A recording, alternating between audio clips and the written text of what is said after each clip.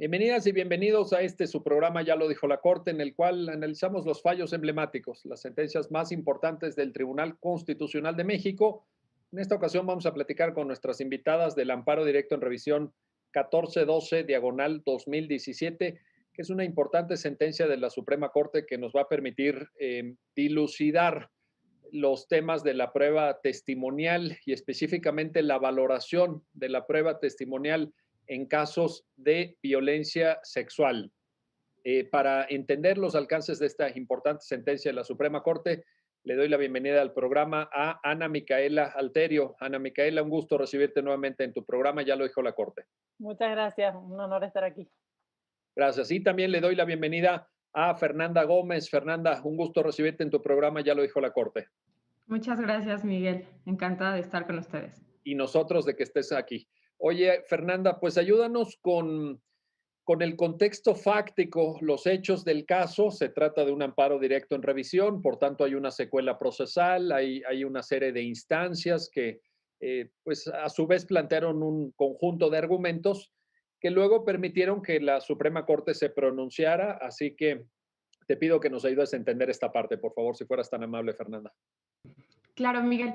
Pues mira, les cuento, una mujer denuncia a su expareja por violación después de haber sufrido violencia moral y física por su parte. Antes y durante de los hechos denunciados, como ya lo decías, pues es un tema en materia penal. Se denuncia una violación. Y antes de entrar un poquito a la secuela procesal, pues me gustaría relatarles un poquito más los hechos. La víctima conocía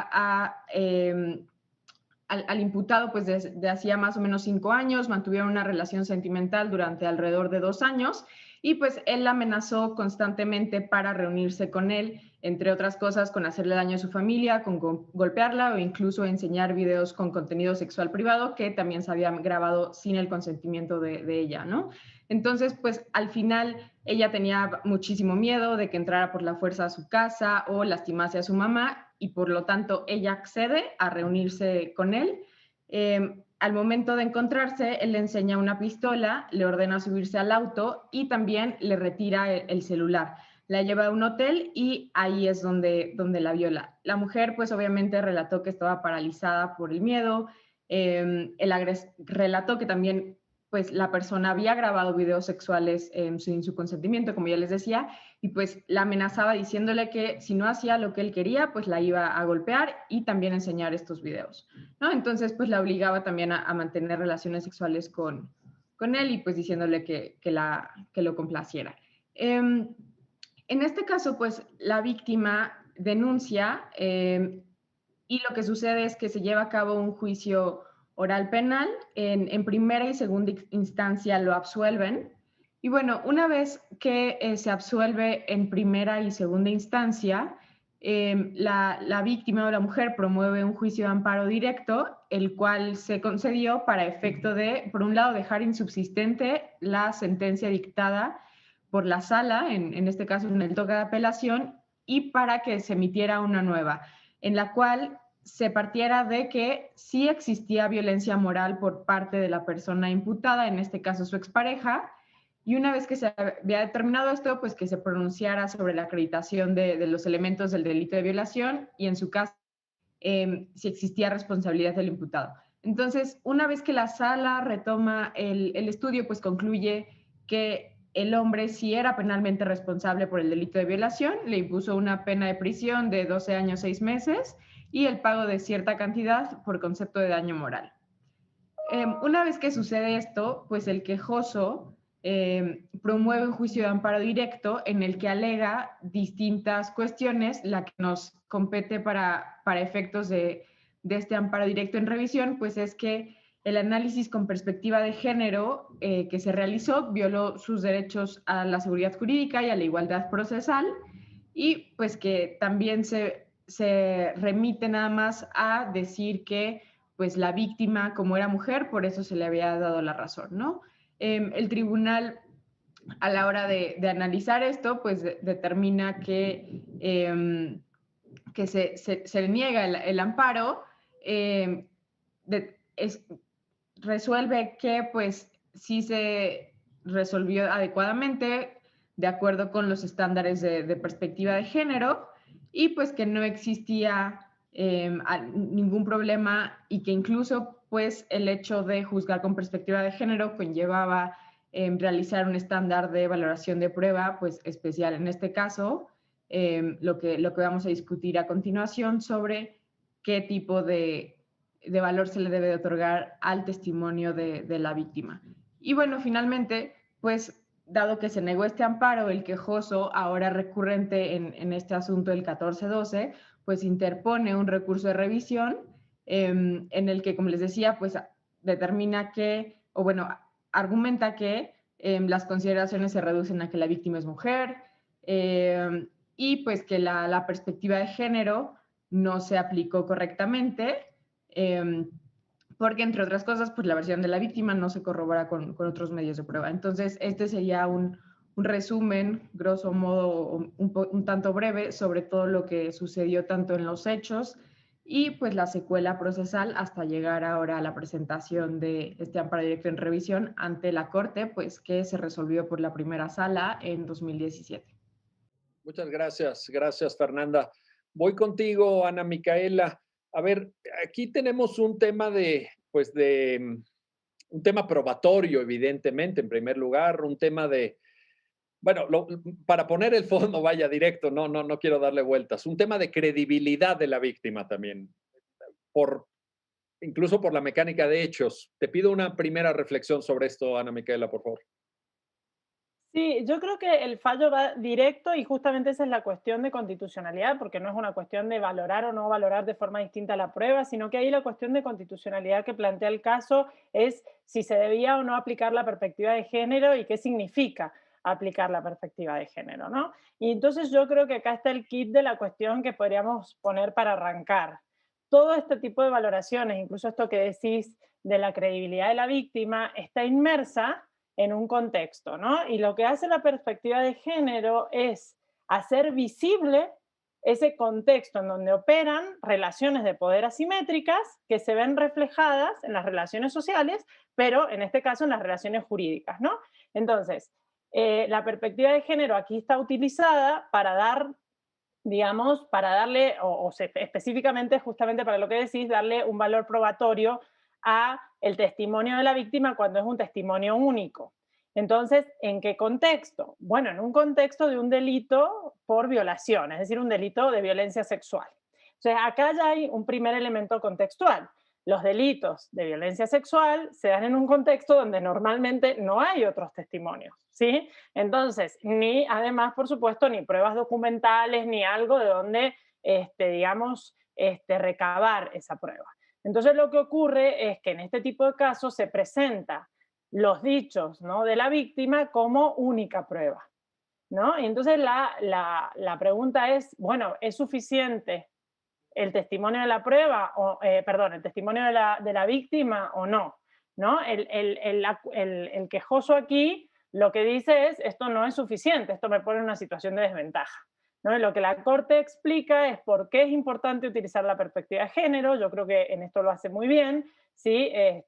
Si querés enseguida decimos en qué contexto, ¿no? La perspectiva de género finalmente está inmersa dentro de un razonamiento, de una forma, digamos, de cómo el movimiento feminista ha hecho una crítica al derecho, ¿sí? Digamos, en su pretensión de objetividad, de neutralidad, de no reflejar las situaciones de poder real, y el derecho lo ha aceptado, lo ha asumido y ha generado la perspectiva de género como justamente para poder tomar en cuenta estas relaciones de poder al momento de juzgar cualquier tipo de hecho. Entonces, el contexto específico, violencia sexual, donde no hay otro tipo de pruebas, qué tipo de valor le tenemos que dar al testimonio, digamos, de la víctima, ¿no? Y acá, por supuesto, lo que entra en juego es si es creíble o no. Y el punto de partida es, no tendríamos por qué no creer a la víctima, salvo, por supuesto, que hubieran pruebas que lograran demostrar que la víctima no es creíble, pero sin pruebas que me desvirtúen el testimonio de la víctima, no habría por qué no creerle. Y además, sabemos que a incorporar otro tipo de pruebas hace que básicamente estos delitos queden impunes porque son casi de imposible demostración, ¿no? Entonces, también cómo no considerar la prueba, perdón, no considerar como prueba el testimonio de la víctima puede generar un efecto perjudicial, digamos, un impacto diferenciado negativo para las víctimas de este tipo de delitos.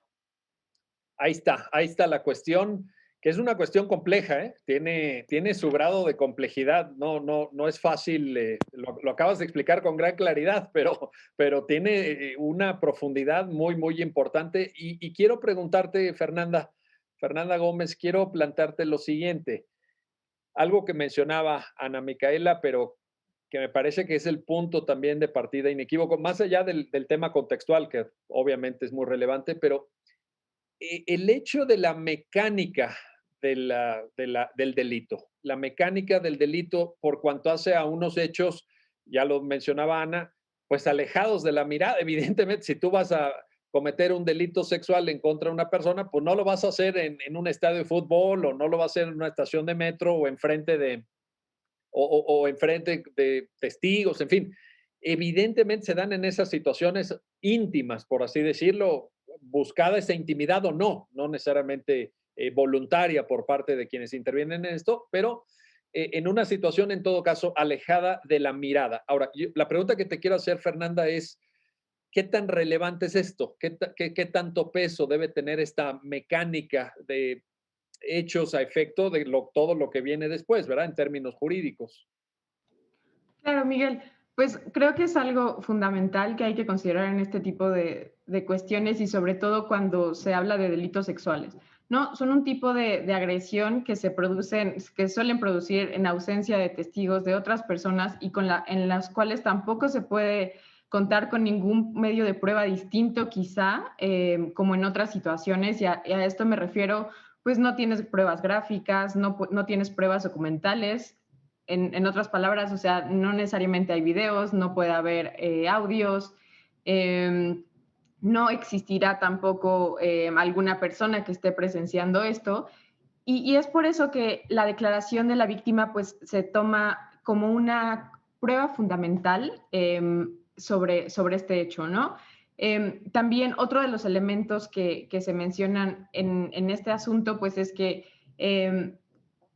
estos son un tipo de delitos que no se suelen denunciar por multiplicidad de razones. Una de ellas, pues incluso la vergüenza o el estigma que pueden tener las víctimas. Y esta es una de las cuestiones que se retoma precisamente pues, de dos asuntos que en su momento resolvió la Corte Interamericana de Derechos Humanos, pues ya sabemos el caso de Inés Fernández Ortega y Valentina Rosendo Cantú, los dos en contra de México. Y pues aquí la Corte Interamericana empieza a establecer este tipo de elementos o de razonamientos que son de alguna manera pues los que retoma en este asunto la primera sala para determinar por qué se le debe de dar un valor distinto a este tipo de prueba. Obviamente, y esto podemos entrar un poquito más a discusión adelante, pues no es que como que solamente con el testimonio se va a determinar si existió o no algún delito, si una persona es o no responsable. Sin embargo, pues sí hay que considerar que en ausencia de otros elementos, a diferencia de algunos otros delitos, pues sí puede hacer una diferencia. Ahora, bueno, fíjate, aquí hay un tema interesante porque finalmente la cuestión de fondo es si con el puro testimonio basta, aunque la sentencia agrega algunos matices que iremos revisando, que iremos planteando respecto, por ponerle una etiqueta, a la calidad del testimonio, digamos, ¿no? A la forma de la narrativa de la víctima, etcétera. Pero ciertamente me pareció muy atinada tu comentario, Fernanda, porque pues es que en la realidad hay muchas veces que no tienes otra cosa, no hay más, pues, de dónde allegarse y elevar el umbral probatorio, pues quizá equivaldría efectivamente a una impunidad total, ¿no? Así a una cosa impresionante. Bueno, más de la que ya hay, porque de que hay impunidad en este tipo de temas, lo hay. Ahora, regreso contigo, Ana, para una cuestión. Me llama la atención en la sentencia, seguramente ustedes también lo observaron, la referencia que la Corte hace a la altísima prevalencia de este tipo de delitos. Es decir, es una cosa atroz, me llena de vergüenza decirlo, es algo que nos tiene que escandalizar, no puedo usar otro término con menos carga porque me parece impresionante, citan datos de INEGI, pero estamos hablando de que 2 de cada 3 mujeres, es decir, estamos hablando de millones de víctimas. Yo creo que no hay otro delito o otro conjunto de delitos que tenga mayor número de víctimas en el país. O sea, es una cosa impresionante. La Corte lo retoma, Ana, lo retoma, lo cita. ¿Por qué? ¿Por qué es importante? ¿Forma parte de la perspectiva de género? ¿Forma parte de Es una que esa, sensibilización? ¿Cómo explicarlo? es que es exacto, y retomo lo que estaba diciendo ahora Fernanda. El hecho de contextualizar es fundamental. ¿Por qué? Porque hay, digamos, como dos cuestiones a analizar, ¿no? Una es el contexto del caso, que nos va a estar dando elementos. Si estamos, por ejemplo, en un estado donde han habido alertas de género por violencia, donde sabemos que las tasas de este tipo de criminalidad son altas, sabemos que la impunidad es alta, etcétera, esto ya nos da un dato objetivo de la realidad que hay que tener en cuenta. Entonces, si viene una, y después tenemos el dato, digamos, del caso en particular ya. Pero entonces, si ya estoy en un contexto donde todas estas características se presentan, entonces, como juzgadora, digamos, yo tengo que estar alerta de que es altamente probable entonces que este caso responda a este contexto. Y luego, entonces, las particularidades del caso concreto, que es lo que recién también decía Fernanda, ¿no? Bueno, el tipo de delito, cómo se presenta, etcétera. Entonces, claramente las estadísticas son fundamentales. Y esto va a dar, y lo mismo pasa, por ejemplo, también se retoma en el caso Campo Algodonero, ¿no? Cuando ya en este primer caso que se condena a México por los feminicidios en Ciudad Juárez, la Corte Interamericana hace mucho énfasis en el contexto justamente para decir, acá estamos ante una discriminación estructural que cuando llega en manos de la justicia se reproduce y se agrava. Se reproduce ¿por qué? Porque los mismos estereotipos que están discriminando en la realidad operan al momento de juzgar, ¿sí? Y además se agrava por dos razones. Primero, porque el mensaje que manda al repetir el estereotipo es una especie de validación, ¿no? Un mensaje de impunidad. En el caso concreto, si por ejemplo no se tomara en cuenta como fundamental el testimonio de la víctima, estamos reproduciendo algunos estereotipos que hace rato que estamos tratando de erradicar. Uno de ellos es que hay falta de credibilidad, que las mujeres mienten sobre este tipo de denuncias, ¿no? Que hacen denuncias falsas. Estadísticamente eso es falso, básicamente, ¿no? Pero además de esto es que siempre hay una palabra más autorizada que la de la mujer, ¿no? Entonces tenemos ahí dos estereotipos jugando. Por un lado, la falta, digamos, de valor no, bueno, sí, de valor de credibilidad, ¿no? De la mujer, y por otro lado, y al mismo tiempo, el, ay, la idea de que denuncian falsamente por un contexto, no sé, de perjudicar a alguien, ¿no? Entonces, cuando se juntan, digamos, ¿no? El contexto, como digo, del lugar objetivo de lo que está pasando, más en el caso concreto, es cuando tenemos que tener, digamos, más alertas. Y ahí la Corte es enfática, es un deber de la judicatura aplicar esta perspectiva de género que te hace consciente de estas relaciones estructurales de discriminación que sistemáticamente ponen a la mujer en una situación de desventaja. O sea, si la juzgadora cuando va a aplicar o cuando va a valorar la prueba desacredita nuevamente el testimonio de la víctima como insuficiente, lo que está haciendo es reforzar este mismo estereotipo de que no importa lo que digan las mujeres porque no va a ser válido, ¿no? Por eso los eslóganes feministas de yo sí te creo, ¿no? Es como un poco exigir no es cierto que nosotras estemos mintiendo, no es cierto que lo que digamos no tenga valor, ¿no? Entonces es esa exigencia que está entonces en estos dos, no solo el contexto del Estado, sino también del caso en particular y el tipo de delito. Oye, el tema contextual que efectivamente, como bien apuntas, estaba ya en campo algodonero y me parece que ahí hay un mensaje claro de la Corte Interamericana, y el tema de las estadísticas del cual se nutre esta sentencia que estamos hoy analizando, son importantes para sensibilizar o para ver, para visualizar de una manera distinta este tipo de casos, pero en todo caso hay que aclarar que no son suficientes para una sentencia de condena. También me parece importante poner de manifiesto que esta comprensión contextual, digamos, más amplia del tema, en, por la pura estadística, pues no daría el ámbito probatorio suficiente para una sentencia de condena, pero puede ser un excelente punto de partida. Déjenme hacer una pausa, no se vayan, regresamos enseguida para continuar en esta conversación con nuestras invitadas sobre el amparo directo en revisión 1412, diagonal 2017, y la forma en la que se tiene que valorar el testigo único en un proceso penal por delitos sexuales. Regresamos enseguida.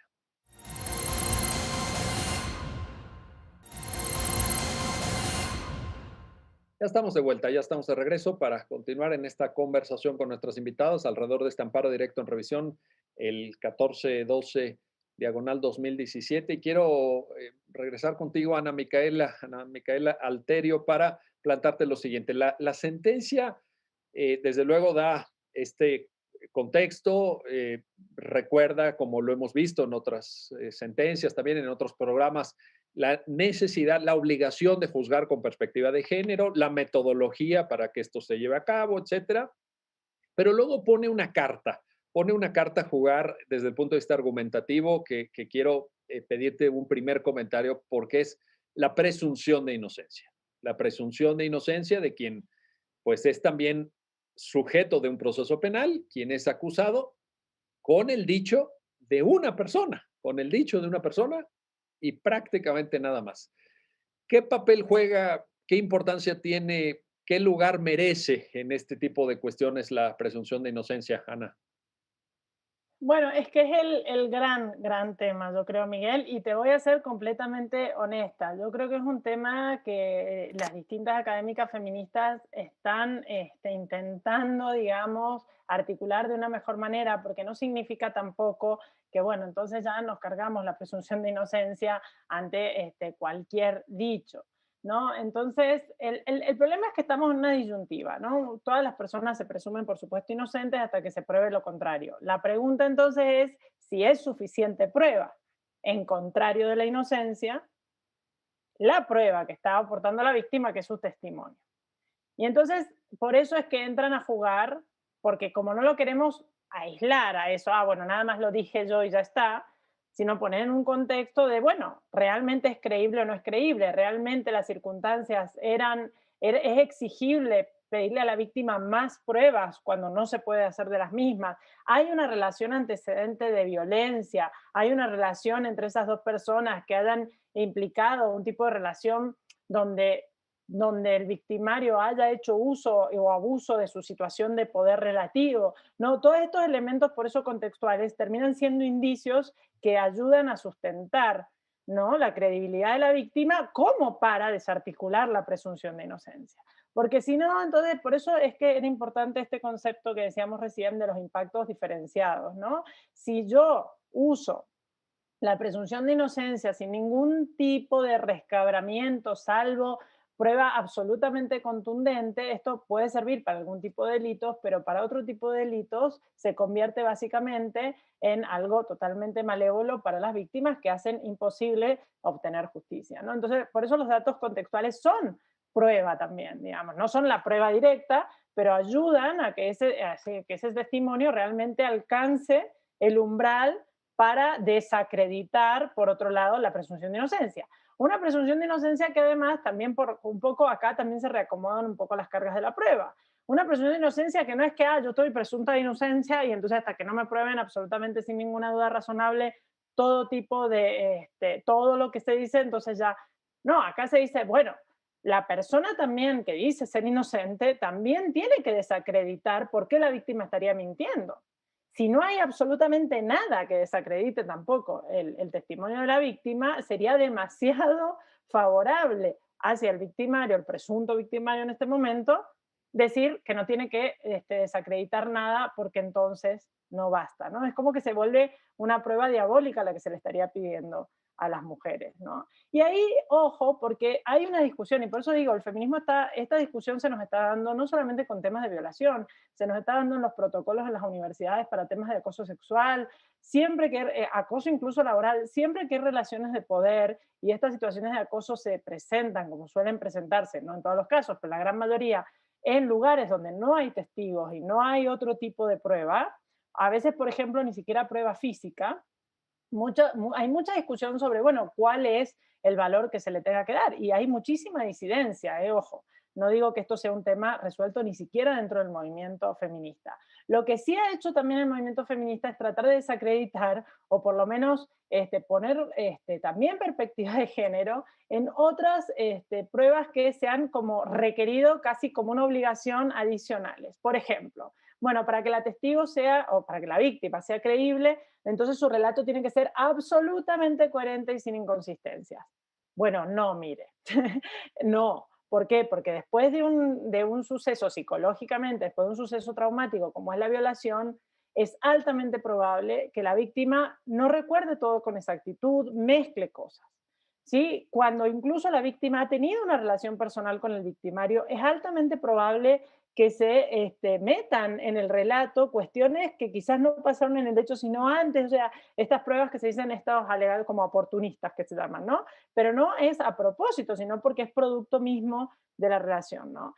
Entonces, también, ojo, ¿no? Porque a veces también ponemos mucho énfasis, entonces hay que probar la credibilidad de la víctima y toda la investigación se basa, en lugar de buscar la culpabilidad o no del presunto responsable, se basa en la víctima. Y entonces esto es una súper, digamos, todo lo que ha dicho el feminismo, una revictimización que se la somete a pericias psicológicas, que se la somete a todo un escrutinio sobre su comportamiento previo, durante y posterior al momento del hecho, etcétera, que esto revictimiza. Entonces, acá hay todo, como digo, esto es una materia que está en este momento en estudio, no está resuelto, hay muchos resquicios, creo que todavía hay que mirar con atención, pero de nuevo, la presunción de inocencia es un elemento dentro de también un mar de otros elementos que también hay que tener en cuenta. Correcto. Aunque es un elemento toral porque tiene que ver, se conjunta con el debido proceso. Es decir, un proceso penal sin presunción de inocencia parecería un proceso penal, digamos, de corte inquisitivo o autoritario.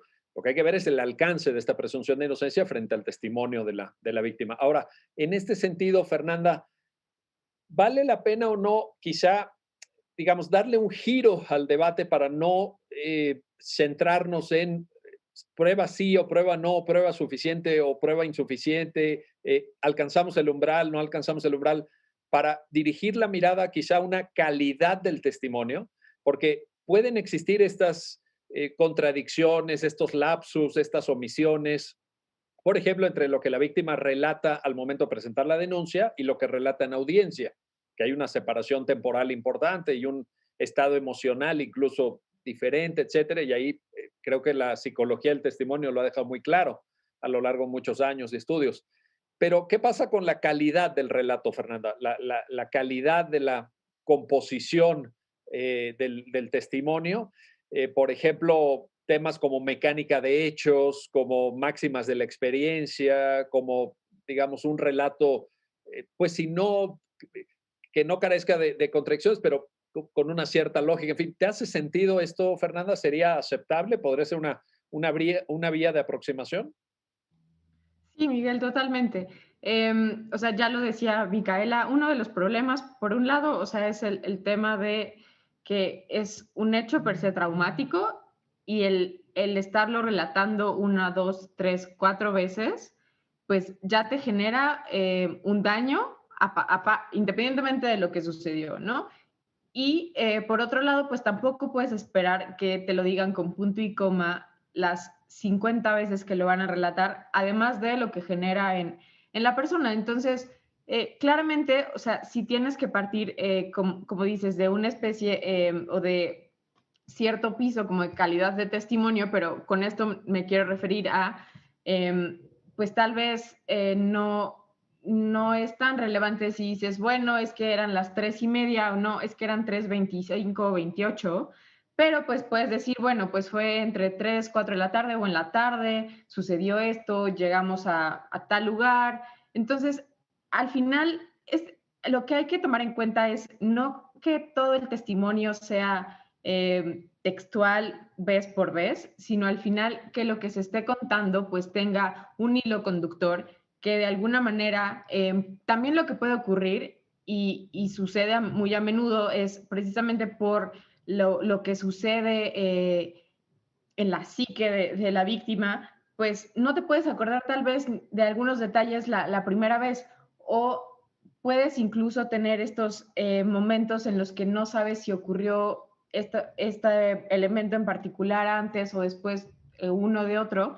Entonces, al final lo que hay que considerar es, como decías, pues la mecánica de hechos, que haya cierto seguimiento en qué fue lo que sucedió, pero pues tampoco podemos esperar que llegue el nivel de detalle todas las ocasiones. Y pues esto me lleva también a que en algunas de las ocasiones, pues lo que sucede o lo que se cuenta en este testimonio, pues también de alguna manera encuentra sustento en algún dictamen médico, psiquiátrico, en una examinación médica o en algún otro tipo de pruebas circunstanciales que pues le dan cierto, como un poco mayor peso, más allá de además de tomar en cuenta pues los indicios y las presunciones. Correcto. Oye, y a ver, mencionaste algo hace rato, Micaela, que quiero retomar, porque Campo Algodonero creo que nos suministra un estándar de convencionalidad importante, que es esta especie de imposibilidad de hacer ninguna referencia a actividad en este tipo de delitos y en este tipo de procesos, a ninguna especie de actividades sexuales previas sobre, por ejemplo, temas de promiscuidad o cuántos novios tuvo, o incluso si se dedica a trabajo sexual. O sea, eh, aquí hay un punto en donde me parece que Campo Algodonero también envía un mensaje que a veces pasa un poco desapercibido en unidades de investigación, en fiscalías y lamentablemente también hay que decirlo en procesos frente a autoridades judiciales. Te pido ahí una reflexión sobre esto porque me parece que sí debe quedar muy claro, ¿no? Exacto, es lo que justamente es la perspectiva de género, es esta de velar dónde están operando los estereotipos de género al momento de juzgar o valorar la prueba o incluso de tomar la denuncia, porque en Campo Algodonero se detectan parte de la condena del Estado, no es porque el Estado asesinó, la condena al Estado es porque el Estado fue omiso, digamos, tuvo de cualquier deber de diligencia en la investigación. Y parte de esa omisión de investigar era básicamente basarse en estereotipos de género. Por ejemplo, que la familia fueran a denunciar la desaparición de una niña y la policía le contestara se debe haber ido con el novio, se debe haber escapado, debe andar de loca por ahí. También usted, como también casi culpando a la víctima o a la familia de que no la cuidaba porque salió sola en la noche, porque se vistió de tal manera, porque no estudiaba, ¿no? Entonces, esto tiene que ver un poco con cuáles son los hechos relevantes en el caso. Nosotros tenemos un hecho que hay que tratar de probar y en el momento de que se interpreta, ¿no? Se subsume, digamos, el hecho particular en la tipología del caso, ¿sí? Se seleccionan hechos relevantes. ¿Y qué ha ocurrido? Que muchas veces por la cultura, esto que las feministas también han llamado no solamente la cultura machista de la que se habla en Campo Algodonero, sino que también se ha hablado mucho de la cultura de la violación, ¿no? Que se asumen ciertos comportamientos como normales cuando en realidad comportan violaciones, ¿no? Por ejemplo, tener relaciones sexuales con una persona en estado de embriaguez tal que no puede realmente ni resistir ni dar el consentimiento, ¿no?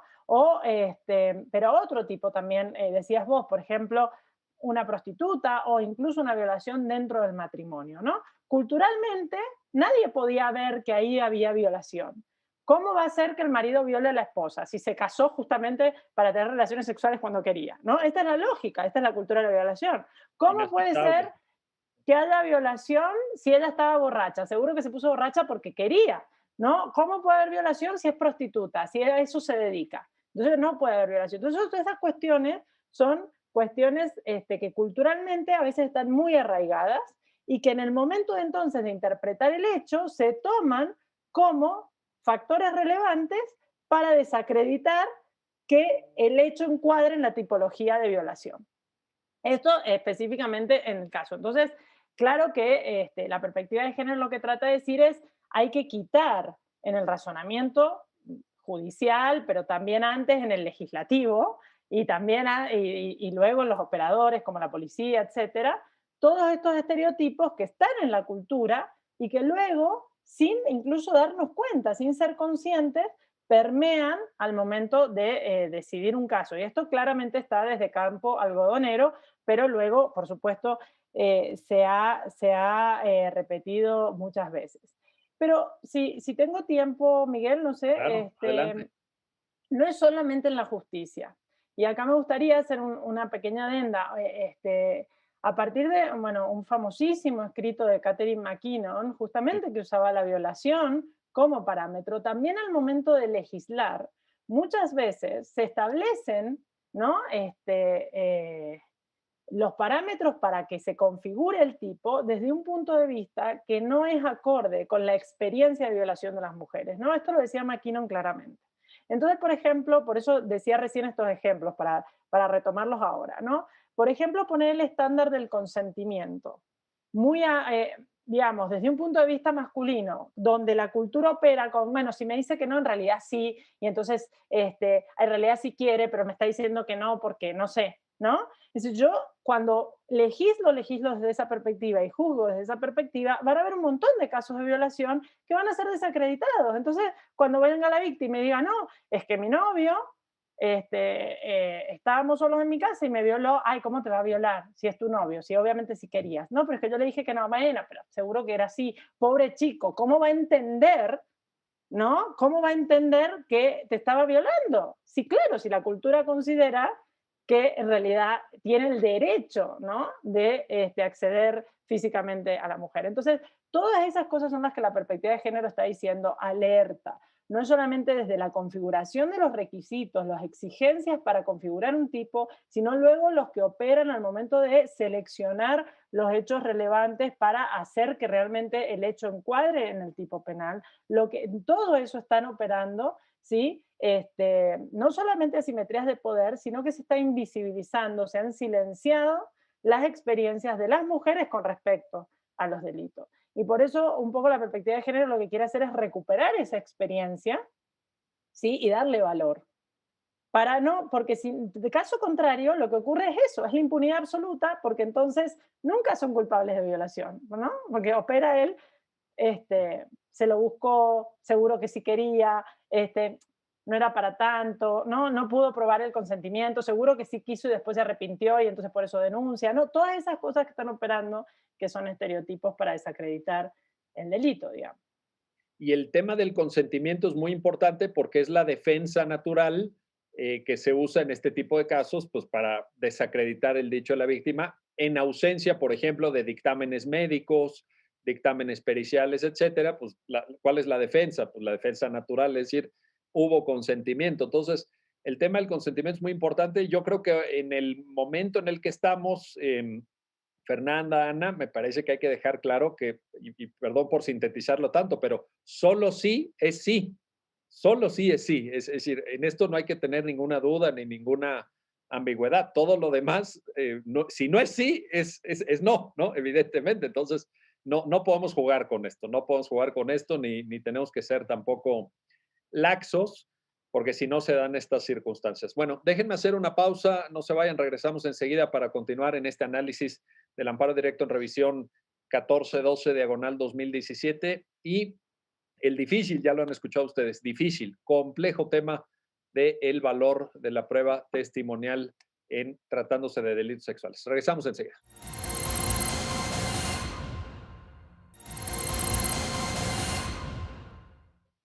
Ya estamos de vuelta, ya estamos de regreso para continuar en este análisis y comentario de la sentencia mediante la que se resuelve el amparo directo en revisión 1412 diagonal 2017 con nuestras invitadas. Y quiero regresar contigo, Fernanda Gómez, para un tema específico que también de pronto puede generar discusión o duda o confusión. Violencia para efectos de la determinación de un delito sexual, ¿es violencia física solamente? ¿Tiene que haber una especie de sujeción o que se le abalancen, que le sujeten el cuerpo a la víctima, etcétera? ¿O la violencia puede ser, digamos, de otra naturaleza? ¿Qué nos puedes comentar al respecto, por favor? Claro, Miguel, pues en esta idea de cómo tenemos en el imaginario las violaciones, pues muchas veces las pensamos que tienen que ser con extrema violencia física, que tiene que haber moretones o cicatrices o alguna otra, de alguna manera como algo visible a las personas, a terceras personas, y la realidad es que no. Y esto también lo aterrizo de la mano junto con lo que decía Micaela sobre pues a lo que estamos acostumbrados y acostumbradas a considerar en el consentimiento, ¿no? O que en una relación de pareja no puede existir violación. Y esto precisamente porque el hecho de que no haya violencia física no significa que no haya existido una violación. Puede ser que si existe en un caso particular, pues puede ser otra prueba u otro elemento que se debe valorar. Sin embargo, su ausencia pues no determina tampoco que no hubo, ¿no? Y a esto regreso, porque puedes tener casos como en la situación, por ejemplo, del caso que estamos analizando, te pueden apuntar con una pistola, te pueden amenazar con otra serie de elementos y la coacción ahí está. Simplemente no necesita tal vez llegar a un golpe para que pues, la persona se sienta coaccionada. Podemos también hablar pues, de violencia psicológica y emocional, o también podemos pensar en otros tipos de violencia. La Ley General de Acceso de las Mujeres a una vida libre de violencia, pues, o sea, nos tiene una serie de tipos de violencia, formas de violencia, y también por otro lado, pues las modalidades, ¿no? ¿Cuáles son los ámbitos en los que puede ocurrir? Esto también, pues, está bastante explorado, pues, tanto por la CEDAW y por la Convención Belém do Pará, y pues en este caso Comité CEDAW y el MESECVI. Entonces, no solamente tenemos que pensar en automático como hablar de violencia, equiparar la violencia física, sino pueden existir otro tipo de conductas, otro tipo de acciones que también pueden significar violencia. Simplemente yo diría que no son tan visibles al ojo de terceras personas, y pues eso obviamente no tiene que significar que una persona que dice que ha sufrido algún acto de violencia sexual pues puede no ser cierto, ¿no? Correcto. Ahí está el punto y que conecta directamente esto que mencionas, Fernanda, con el tema del consentimiento. Otra vez, puede haber formas de arrancar el consentimiento eh, a través de esta coacción moral o de esta violencia psicológica o emocional. Y el consentimiento que cuenta, el único que cuenta, pues es, valga la redundancia, aunque parezca muy obvio, hay que decirlo, pues el consentimiento voluntario, el que libremente se expresa, no una especie de disimulo o incluso una paralización, como muchas víctimas lo relatan. Simplemente se queda paralizada la víctima porque está presa de un pánico, de una afectación psicológica, y no tiene la capacidad de reacción ni de rechazo, que por cierto, esto también se ha discutido. No, es que la víctima no rechazó todo el tiempo que duró la violación, no estuvo rechazándolo ni manifestando su oposición. Pues no, es que no es necesario. Y ahí viene mucho el consentimiento, el solo sí es sí, solo sí es sí.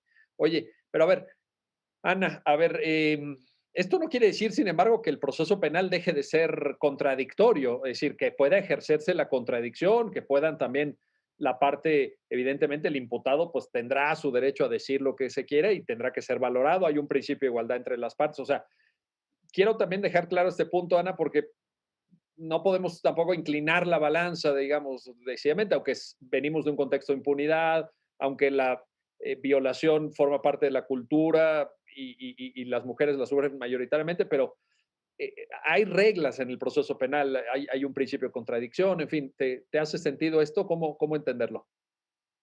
No, por supuesto. Yo creo, Miguel, que hay una como falsa percepción del hecho de que se utilice la perspectiva de género significa siempre darle la razón o siempre beneficiar a las mujeres.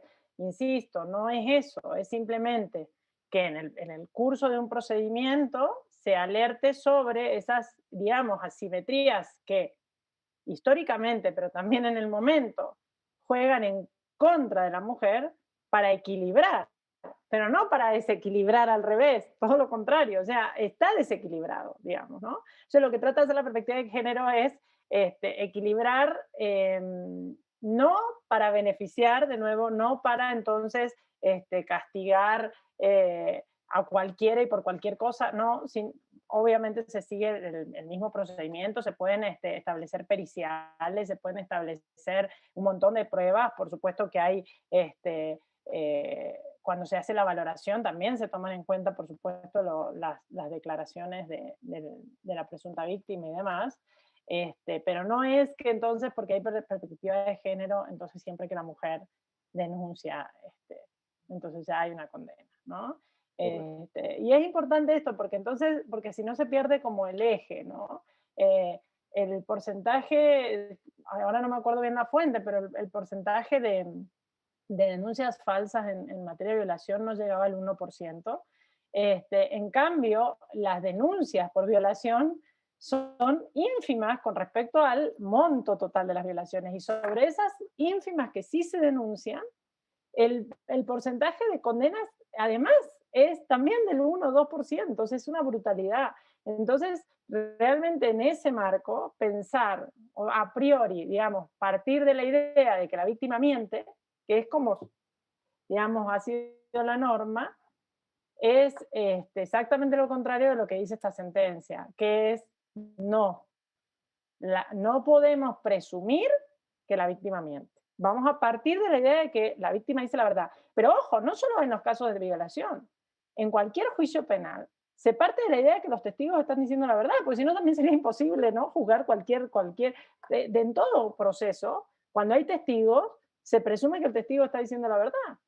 Entonces, como acá el único testigo es la mujer, simplemente se le da un valor preponderante porque por la justamente dificultad de conseguir otras pruebas. Pero eso no significa, insisto, en que entonces va la víctima denuncia y el otro día la persona va presa. No, el procedimiento penal, por supuesto, sigue todas sus etapas, todas las dos partes pueden aportar pruebas, pueden desacreditar la prueba, etc. Oye, a ver, y en este mismo sentido, Fernanda, a mí me gusta mucho esta sentencia, me parece que el criterio de fondo que la Corte expresa es un criterio extraordinario y que además manda el mensaje que en un país como México pues hay que mandar y esto hay que aprovechar cada oportunidad para repetirlo.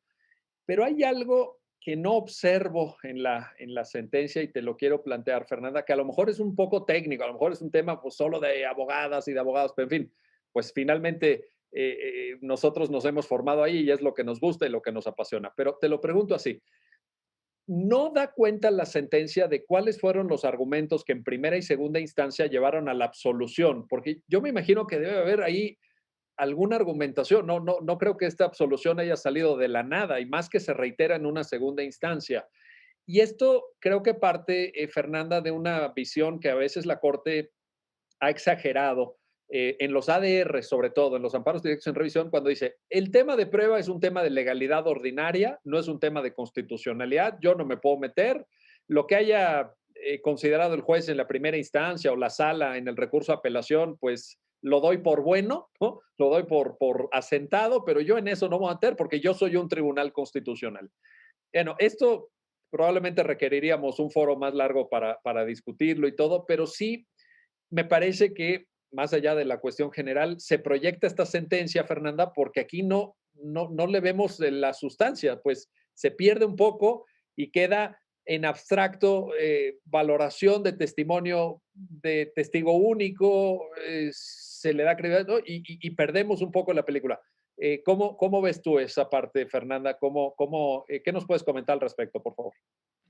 Sí, yo creo que, digo, aquí a veces se dice que las sentencias de la Corte y bueno, en general también de otros tribunales, pues pecan de que a veces son muy largas, ¿no?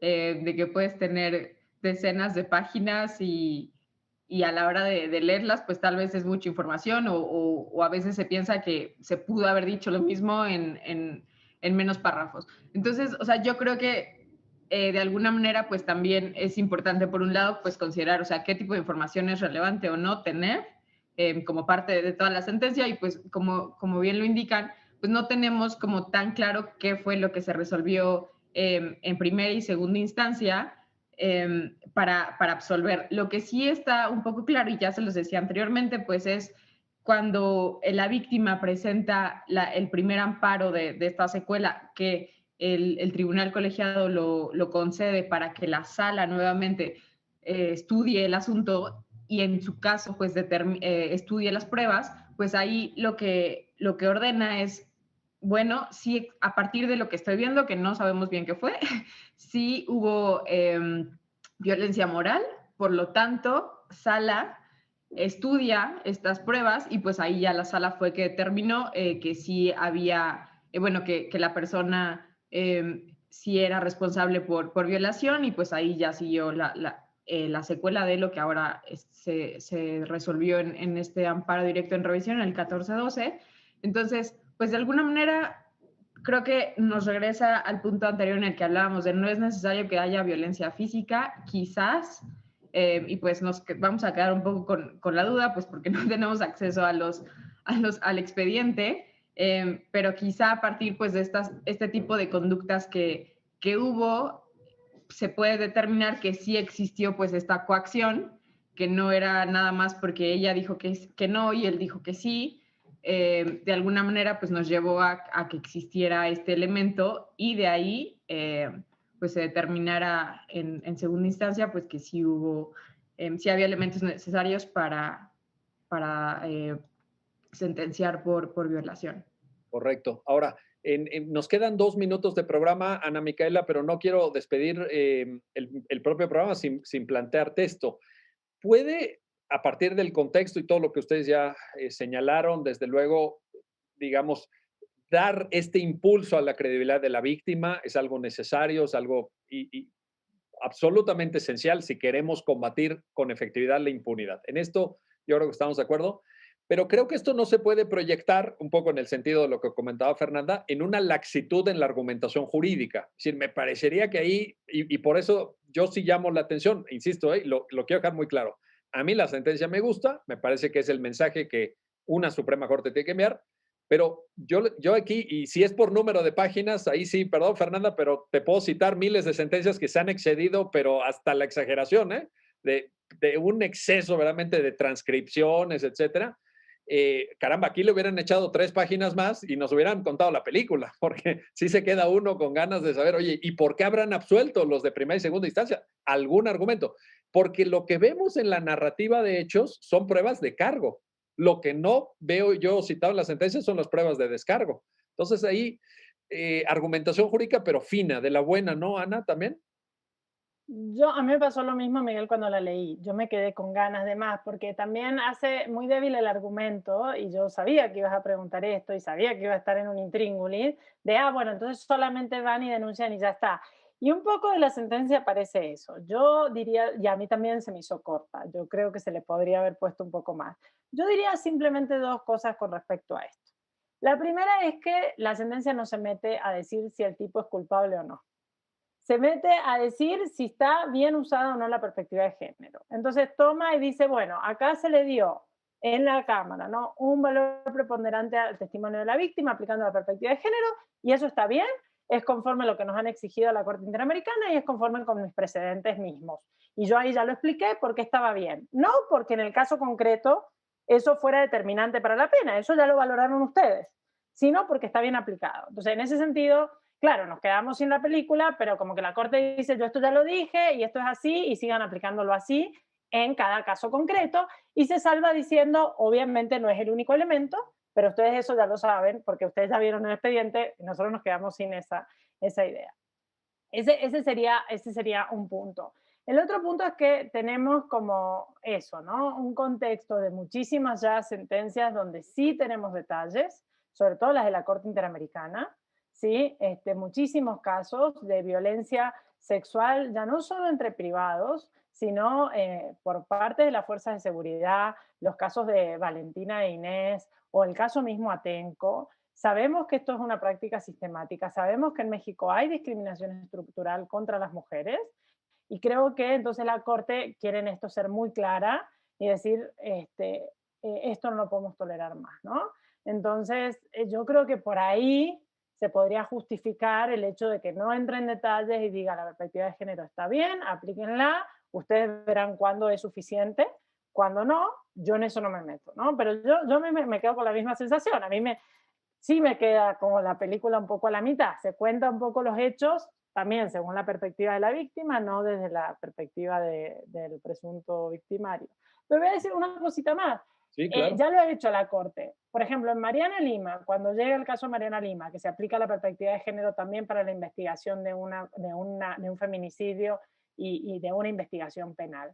Ahí la Corte lo hace perfecto, dice punto por punto, usted debió valorar esto y no lo hizo, este era un hecho relevante y usted no lo tomó. Acá tendría que haber al menos barajado la hipótesis de un feminicidio y la descartó in limine, dándole la razón inmediatamente al victimario, ¿no? Entonces ya lo ha hecho la Corte. Entonces yo creo que acá también era como, bueno, ya lo he dicho 100 veces, simplemente háganlo, ¿no? Entonces, por eso yo creo que no hay tanto detalle a lo mejor. Ese que mencionas es un buen ejemplo porque también en la sentencia hay una nota a pie de página donde citan un criterio jurisprudencial en donde señalan la necesidad de que en el proceso penal se pongan a jugar las hipótesis de cargo con las hipótesis de descargo y se tengan que analizar conjuntamente, no solamente una, sino... Y fíjate, Miguel, que la Corte no declara culpable No, a la persona. Simplemente dice, apliquen la perspectiva, y acá lo mismo hace, no declara culpable. Correcto. Dice, si ustedes ya lo declararon culpable porque valoraron la prueba y la valoraron bien, pues yo entonces no me voy a meter.